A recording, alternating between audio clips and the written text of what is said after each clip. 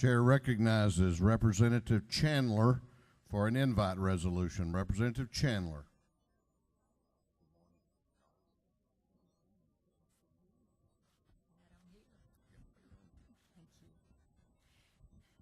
Mr. Speaker and colleagues, we have a special group of young people and their parents and grandparents with us today.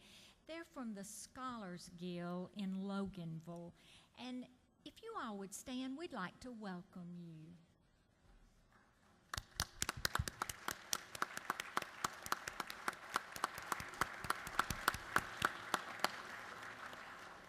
The Scholars Guild is a homeschool organization, and we have two young people from that organization with us up on the platform.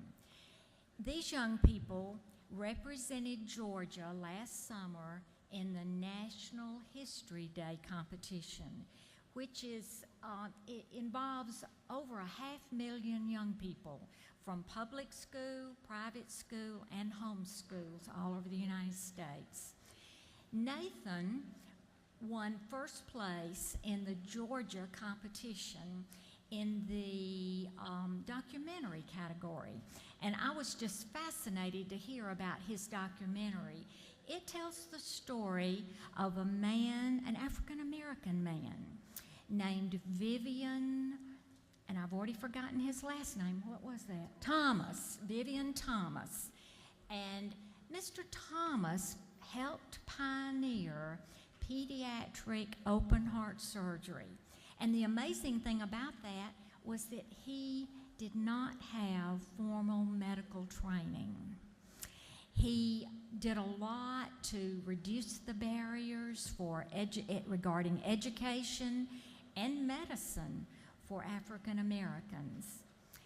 In addition to Mr. Thomas, a doctor by the name of Dr. Alfred Blaylock have been responsible for saving the lives of thousands of children, including Nathan. Katie Yount, oh, and let me say that I forgot, with Nathan is his mother, Allison.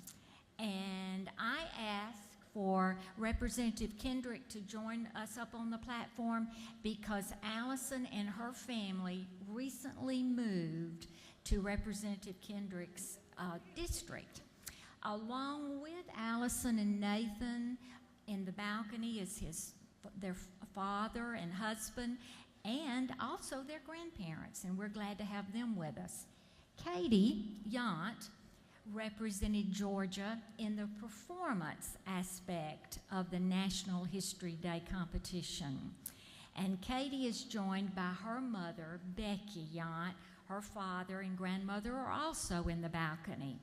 And I wanted the mothers to be up here because they represent the very best of homeschooling that goes on all around our state. And I've asked Katie to just come and give us just a brief description of her performance that she did at this competition. Katie?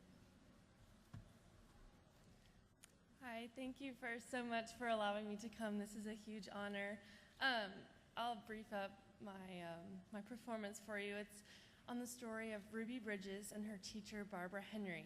You may be familiar with a painting by Norman Rockwell called The Problem We All Live With, and it stars Ruby Bridges on her way to school. Ruby Bridges was one of the first African-American children to integrate into a white public school. And Barbara Henry, her teacher, was the only white teacher in the entire state of Louisiana willing to teach a black child.